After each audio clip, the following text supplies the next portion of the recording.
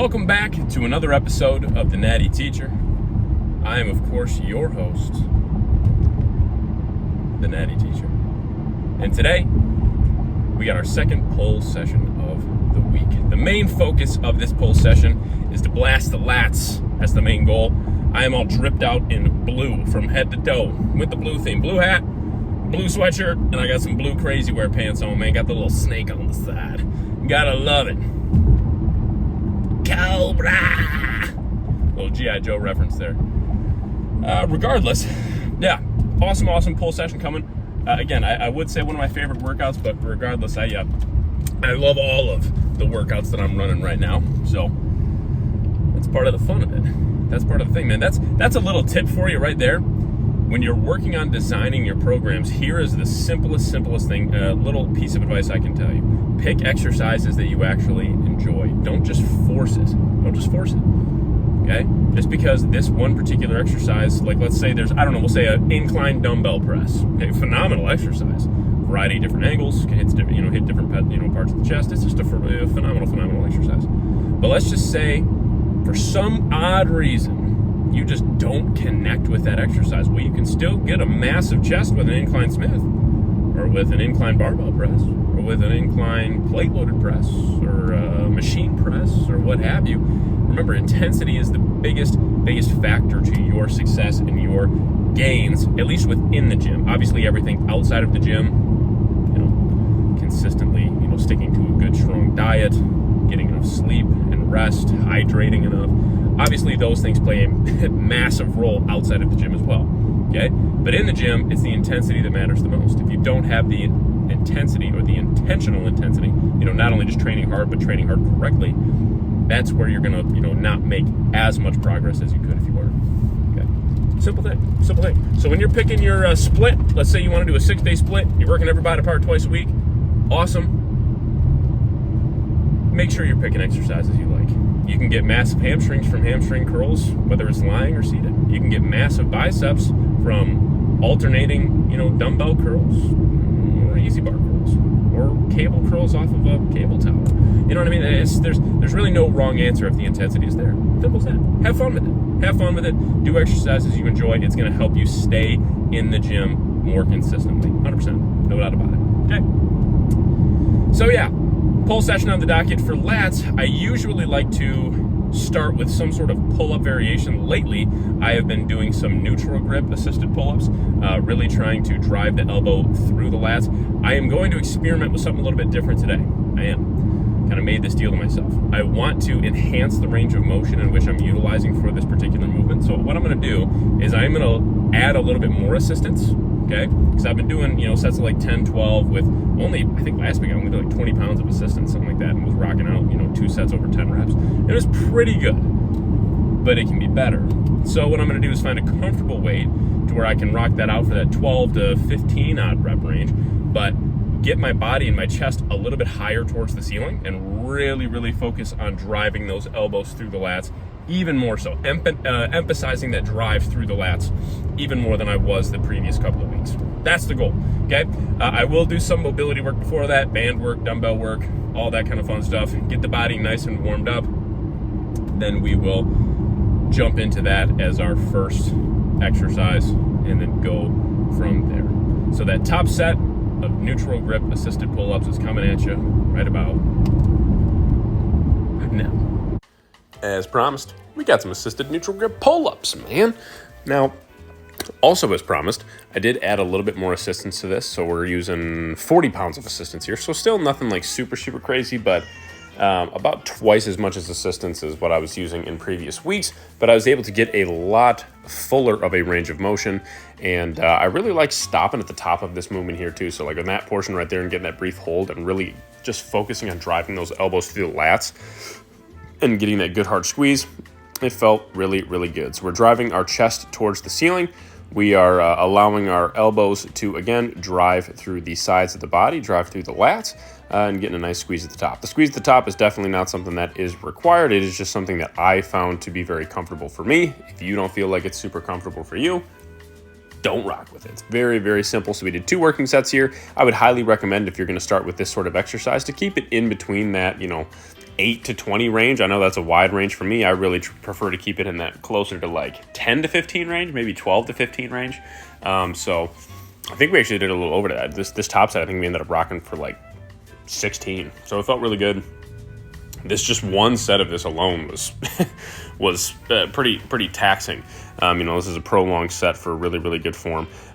So felt really good though. So again, 2 working sets here in really that 12 to 20 rep range to, have a nice wide range for you. So then some good old lat pull downs here. Ended up going back to the straight bar for this, and I'm actually glad I did. I was working in with a kid, and he was using this bar, and I'm like, you know what? I'm just going to use this bar too. Why not? So did add a little bit of weight from last week. We are up at right now, 180 pounds. So again, nothing world record breaking, and obviously I could pull a lot more weight. If I did not utilize this type of form, but again, we're really driving that bar down to the chest, trying to row that bar down through the chest, control it on the way up. That was a little quick on the way up there, but that's all right.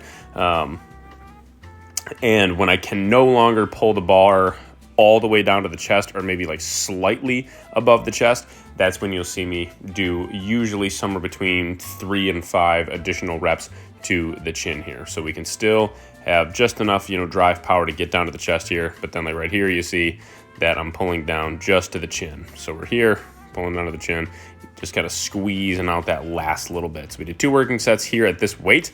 And then we did drop the weight up just over 20 or just over 10% and did a 3rd working set there. Then some single arm lat pull downs here, but we have the hand in more of a neutral position here. So you can see that it's not supinated, so the palm is not pointed towards the ceiling.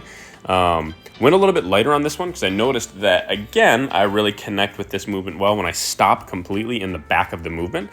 So when I pull the weight down, so right here and that part, when I stop and actually squeeze, for me, not that it is required, but again, for me, I really connect super, super well when I stop in the back of that movement. So that's what I did. So we did 2 working sets here. Again, I highly recommend keeping these repetitions 8 to 15 reps, 8 to 20 reps. That range is pretty fair for me. I usually like to keep it in that 10 to 15 rep range. So did 2 working sets here, both within that 12 to 15 rep range, and felt really good. So felt really, really good here. Connected really, really well with this movement today. So I was very happy with that for sure.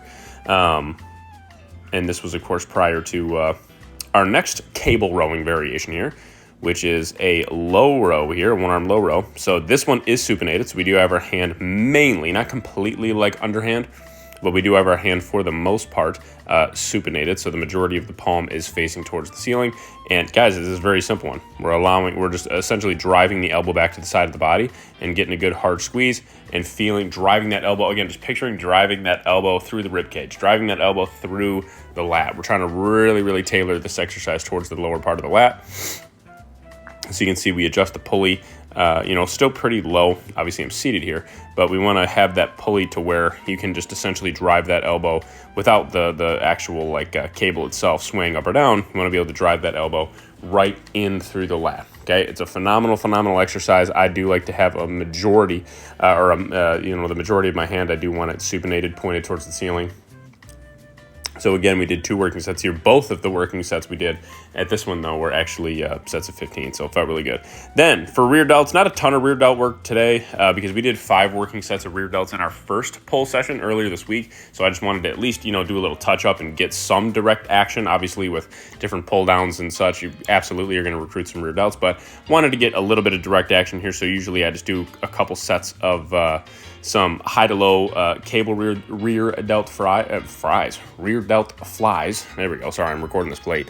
So my voiceover is probably going to be a little trash.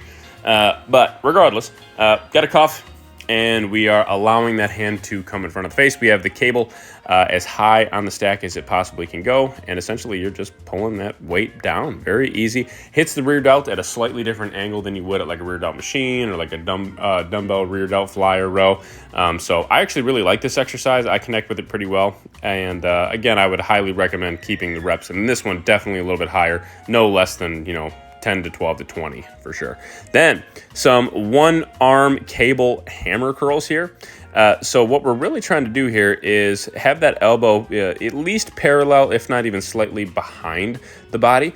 And we are just essentially doing a hammer curl with cables. I really have been digging this exercise lately. Today's kind of my cable curling day, so both bicep exercises I have are single arm cable curl variations. We did 3 working sets here. I don't know which working set this was because we did do 3 sets. All 3 of them were in that 8 to 12 rep range. Our top set being like 12 reps, and then I believe 10, and then 8 after that, if I'm not mistaken. So I'm not sure what set this is, but felt really good. Phenomenal bicep thickness builder and forearm builder, that brachialis. So felt really good. It was exactly within the ranges that I wanted to be, for sure. So no complaints there. Then the next variation here, with somehow the lighting got like 10 times brighter, but some one-arm cable curls. This one I did lighten the load ever so slightly, literally 5 pounds from last week, to try to hit a few extra reps and also really focus on keeping that elbow for the most part either behind or barely parallel to the side of the body. Really just curling the weight up. Felt really good. Again, all 3 of these sets were in that 8 to 10 rep range. Really loading the crap out of the biceps. Phenomenal exercises, man. I love cable work for the biceps. That has been a game changer for me. I can already see my biceps filling out, getting thicker and wider. So it's everything I want and more from these cable exercises, for sure. So, yeah, at this point, did fasted cardio in the morning. So already got that in. Did calves and abs yesterday, and we'll have it again tomorrow. So that is essentially about it. Catch you in the outro. Pull B session in the books. Man, oh man. Yet another absolutely phenomenal pull session logged. Woo! Love it.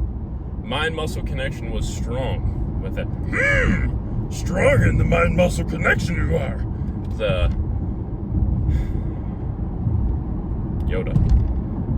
Anywho's, great stuff, man. Great stuff. Again, one of the things I'm really trying to do, especially with some more, I'm working a lot of unilateral work right now and really enjoying that unilateral work. And it's exercises where I'm really just driving that elbow through the lats. And I've noticed that it has absolutely 100% helped me not only make progress physically in the look of my back, but also in that mind-muscle connection aspect with connecting with my back. So like if you notice at the end of my lat session, so I got like my neutral grip pull-ups in, did my regular just like lat pull downs and what have you, those last 2 exercises of the like strictly back portion of that pull session were unilateral exercises, single arm exercises. One from a kind of a high to low pull, and then one where we're coming straight through. So it felt really good, man. It felt awesome. Again, strength on those exercises feels really good, but mainly the connection on those exercises is what feels the best. And yeah, it's great stuff for sure. So I got to go home and eat real quick, and then we are it's not really ideal, but we're kind of within the next little while here. I'm going to go home and eat and then shower and basically go out to eat with we have some family in town, so we're going to go meet them at a restaurant a little ways away. But so I'm going to go home and eat, try to get that meal in as quickly as possible. Nice thing is it's post-workout, so my body is definitely, ready to eat for sure. And then, like I said, I have one more meal a little bit later on this evening. Should be kind of a fun meal because I'm going to do a burger and some nice red skin potatoes. So it's not like the worst off-plan meal of all time, but it will be nice to get a little bit of an off-plan meal, and I'm excited about that. So anyways, yeah, man, make sure you tune in tomorrow. We got an early morning hamstring and glute session rocking again. Tomorrow we actually I don't have work tomorrow, which is cool. But with that being said, my wife has, she gets to go in later, but she's got like a later event where she's got to be there pretty late into the evening. So I am still having to work out in the morning so I can make sure that I'm home and, cleaned up and ready to rock and roll for my daughter. So then her and I can just spend the day together. And then we got a nice long weekend. So that'll be cool. Yeah, it's good stuff, man. It's good freaking stuff. But the wall, So, anyhoozle, I'm jazzed up, ready to rock and roll, feeling good, again, dude, I'll tell you, man, I know I said it yesterday. I just can't. I got to keep preaching. I got to keep preaching about it. Utilizing a non-stim pre-workout has been an awesome, awesome change. Getting rid of like those higher amounts of, or even like medium amounts of caffeine before getting into the gym, and just really, really having that solid pump formula, and you know, getting that body primed up and ready to rock and roll. It's good stuff. It is good stuff. It is a very positive change for sure. I dig it a lot for sure. So again, hamstring and glute workout tomorrow in the morning. Tune in for that. Make sure you like and share this video. Again, let your friends know that the Natty Teacher is back in session, back in school. Drop a subscribe if you want. Hit that subscribe button. Again, only if you want. If you don't want to, then don't. And that's totally cool too. But hopefully I see you again. We can change your mind in the future, maybe. We'll see. But yeah, man, for today, God bless. Enjoy the rest of your day, night, morning, afternoon, wherever you're at in the world. Hope y'all have a great day. But for today, I am the Natty Teacher, and this episode of Road to Natty Pro is out. I will catch y'all on the flippity.